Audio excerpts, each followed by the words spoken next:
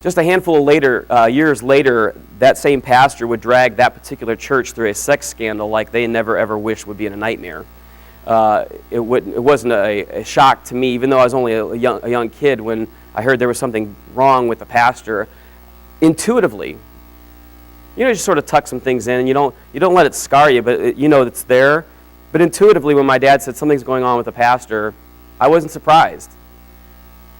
That church doesn't exist anymore. I don't know whatever happened to that pastor's son. We lost contact. That family shattered. But I do know what happened to me. I remember another definitive moment in the assault on my sexuality by our hypersexed culture. While we lived in Kansas City, I was probably 14, and I had been asked by our neighbor, Mr. Cooper, to watch their house while they were on vacation. Mr. Cooper was respected in our neighborhood. He was a man who, by all definitions in the world standards, was a gigantic success. He was the vice president over worldwide maintenance of the airline TWA. So he's a big deal. The guy knew Howard Hughes. The guy knew stuff, and he did well for himself by the world standards. And I was asked by him to watch their house as well as their dog while they were out on vacation. I said yes, so he gave me the keys to his house. And before he left, he said, now listen, most of the things that you're going to need for the dog are all down in the basement. That's where his stuff is at. It's where his things are going to be taken care of, so you need to go down there. It's right next to the bathroom down there. I didn't think much of it, and he didn't walk me through. I just assumed it'll be easy to figure out. And Mr. Cooper and his wife went on their way on vacation, and I started to watch their house for vacation. Well, when I walked down for the very first time to go take care of the dog stuff, what I had seen there, I have never seen before or after. It was like a creepy movie. I walked in there, and there right there in his bathroom basement, where they kept the dog food, ironically, was, and I am being literal. I'm not exaggerating. There is no hyperbole. This is the straight reality. Was a room filled, an entire room filled, waist high, stack after stack after stack of Playboys, Penthouses, and what other kind of magazines you could possibly find. An entire room filled with them, right next to the dog food. Makes sense now, doesn't it? The number of magazines that had to have been there, I did not stop to count, but it had to have been in the thousands, in the absolute thousands. Frankly, I couldn't believe it. At the time, as a 14-year-old, I wasn't sure if I was in heaven or in hell. I couldn't quite figure it out at that moment yet. I understood enough about sex at the time that I was not surprised that Mr. Cooper would want to look at pictures like that to satisfy some kind of a manly want or something like that. I knew enough about sex at the time that what I was seeing, I was actually very interested in maybe looking a little bit further at. But I knew that there's something not quite right with this, but I kind of want to look at it. 1,000? There's got to be thousands here. So I just walked away, and I took care of the dog all week. I'm thinking, what kind of person is this? Even as a person who had never experienced marriage before, that being myself, of course, the math didn't add up in my young head on the effects of something like that on a marriage, right? But my trigger thought went to this. How would Mrs. Cooper feel? How could she have been okay with that? And what would it make her feel like to have her husband have all these magazines? Now, again, I'm only 14. I'd never been married before, but that was what my thoughts kind of went to. I'm sure she visited the basement on occasion too, right? Probably reluctantly. I was too young to confront the pastor of that church, and I was too young to confront Mr. Cooper. But I was apparently not too young to have the hypersex culture confront me.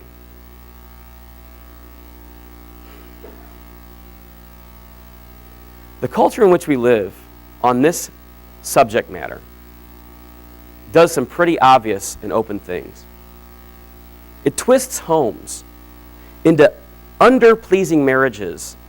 It twists them into dissatisfied fantasizers. It makes pleasure-seeking singles. Okay, you're not married yet. You're like, well, that's not a thing for me. Yeah, it's totally for you. It makes people who are singles, who are seeking pleasure, into intimacy-deprived people, if they ever land in a marriage, they're already deprived of something that God blessed them with already. They feel a little emptier each time they try something like that in second-rate ways to find pleasure in the beauty of God's intimacy. It even takes third graders and 14-year-olds like me and pressures them, sticks them in situations that should never be in, pressure them to see, experiment, and open heart, mind, and emotion to something that should only ever be seen, felt, and experienced in the covenant of marriage. Because that's the way God made us. Hard message today, isn't it, guys? Why? Because we live in a hypersexed culture, and we're saturated in it. We're bathed in the middle of it. Hypersexed world makes little girls and young women, and even older women, think their beauty and their value is primarily found in how sexual they are. Not beautiful, how sexual they are. Attractive, appealing. It lies to them and tells them that that's what their value equals. Anybody notice lately, and this is, in the middle of something that's actually quite serious, anybody notice lately there's a trend? If you have a Facebook, you've probably seen this all the time. It's not just girls, but it's a lot of little girls mimicking older women, and they always take pictures like this. The duck face, they're doing their selfie. Ladies, that's ugly, okay? If you're trying to be sexual, that doesn't work, all right? Don't try to be sexual, and don't do the duck face. It doesn't work for anybody else. I don't know why you're tricked into it. But where does that come from? What? Because they have big lips. What happens when you have big lips? What message are you sending? I don't have to, you can fill in the blank. You know exactly what I'm talking about. And that's what the hypersex culture is teaching our children, and teaching our young women, and teaching our wives, and teaching our older ladies. My value is how I look, not who I am. It teaches little boys that sex with someone outside of marriage is perfectly normal and totally healthy and a signature of some kind of a manliness, even if they can't quite pinpoint it because it never feels like that. But it teaches them that's what's going on. Our hypersexed culture teaches that marriage and sex are not covenantal or sacred, just optional. This is the world in which we are saturated. Well, John, hold on. Aren't you being a little overdramatic? I know you're supposed to talk about stuff like this in church because you're a pastor in church. You're being a little overly dramatic. You don't see it. I've actually, John, experienced sexuality outside of marriage, and I'm okay. Are you?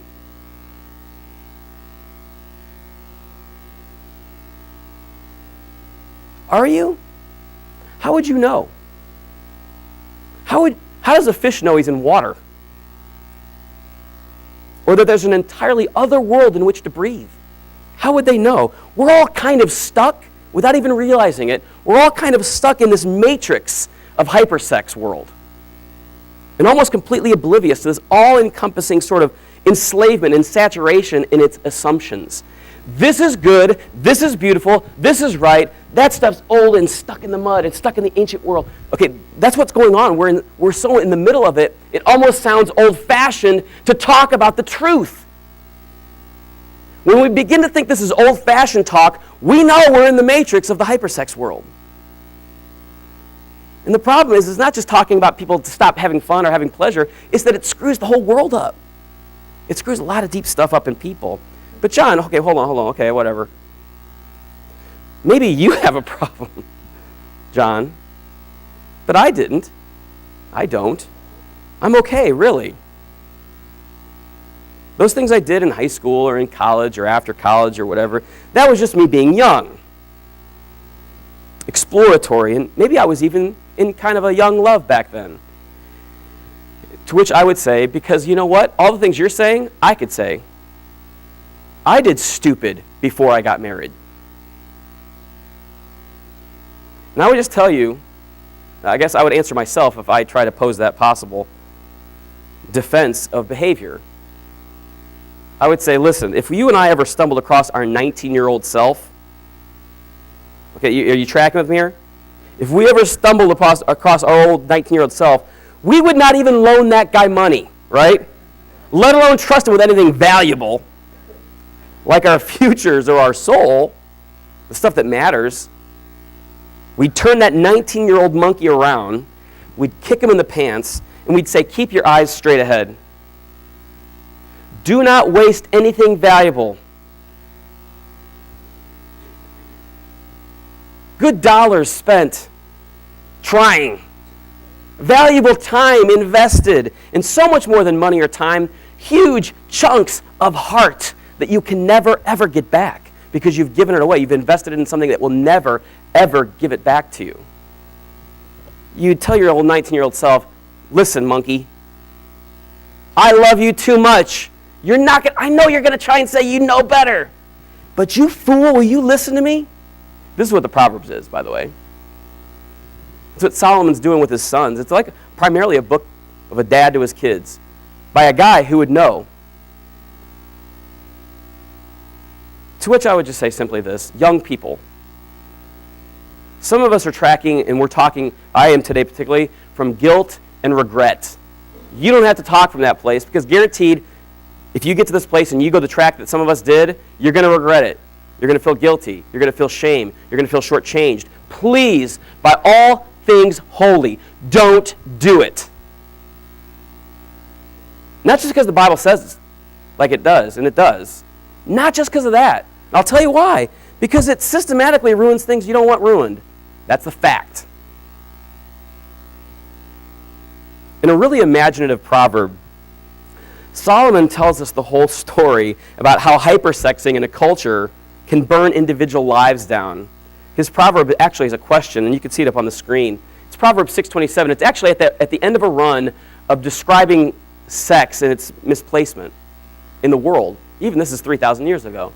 He says, can a man scoop a flame into his lap and not have his clothes catch on fire? Well said. But go on to say this in that regard.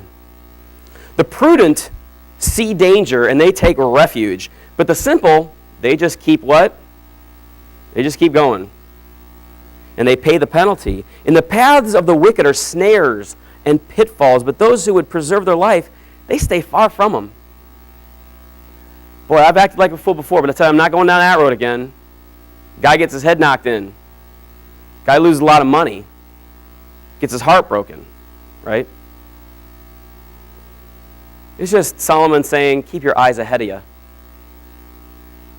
There's only one person that you should ever be given your promise and your purity to, young people. Only one. Anything below that, anything less than that, isn't just simply a sin against God's ways or even against that person, because it is. It's actually a sin against yourself. I should say, because of experience, it's a sin against ourselves. These are just proverbial warnings to keep our eyes ahead of us, to keep walking through an honestly very difficult to navigate hypersexed world. It's the world in which we live. And it's hard to walk before you're married, and it's hard to walk after you're married. Listen to what Solomon says. Just listen. I'm reading from Proverbs 7, but I just want you to listen. The author says, while I was at the window of my house, looking through the curtain, I saw some naive young men, and in particular, one who lacked common sense. He was crossing the street near the house of an immoral woman, strolling down the path by her house. It was at twilight in the evening as deep darkness fell. It says the woman approached him, seductively dressed and sly of heart. She was the brash, rebellious type, never content to stay at home. She is often in the streets and in the markets, soliciting at every corner, he says. She threw her arms around him and kissed him, and with a brazen look, she said, I've just made my peace offerings and fulfilled my vows. You're the one I was looking for.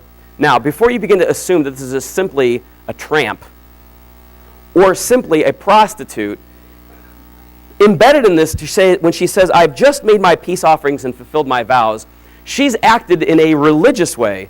I got a whole load of stuff off of my chest. Boom, now I'm good to go.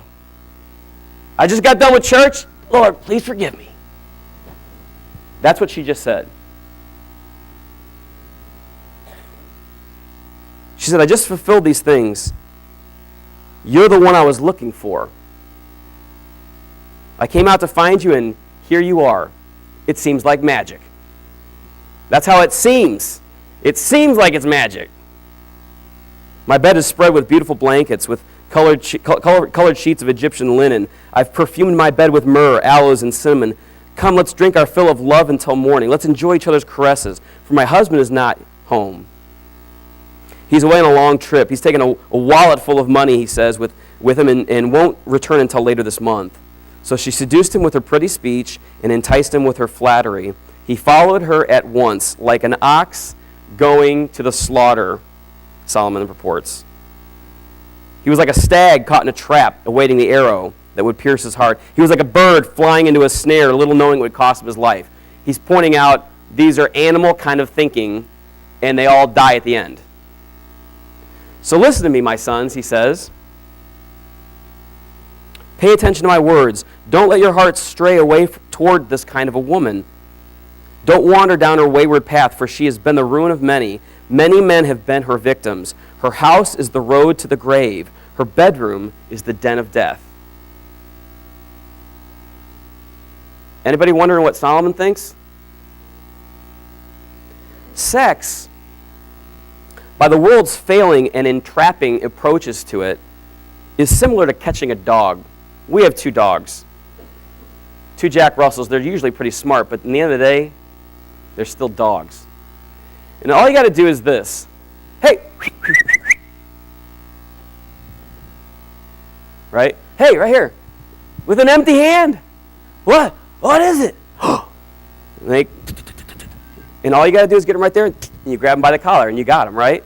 That's what sex and its entrapment and its lure is going on in our culture. Not sex, it's hypersexing of it, it's abuse of it, it's twisting of it. It's like, hey, and all of us guys are,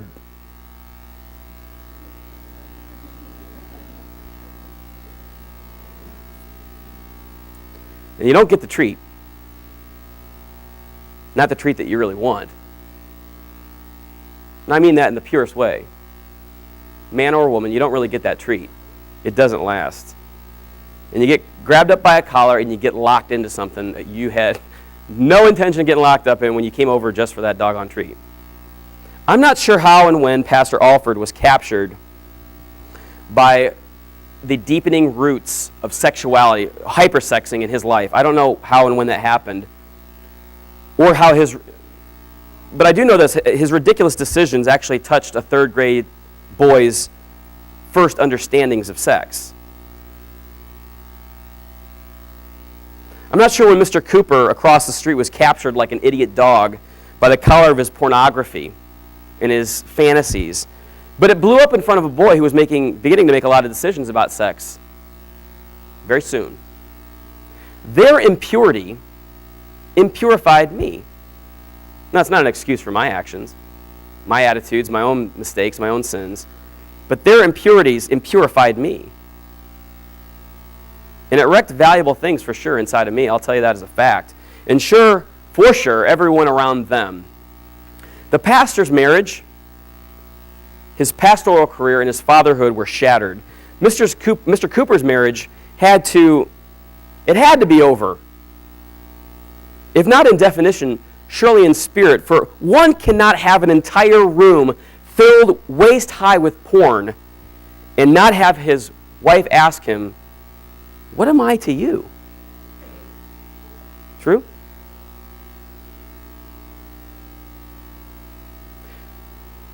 And I'll say this much. You don't have to have it waist high to have the same problem. You don't have to be a man to be listening to this. Because while guys may be visual, ladies, you're emotional and thoughtful. This isn't just Pastor Alford and Mr. Cooper. This is us. We are saturated in it.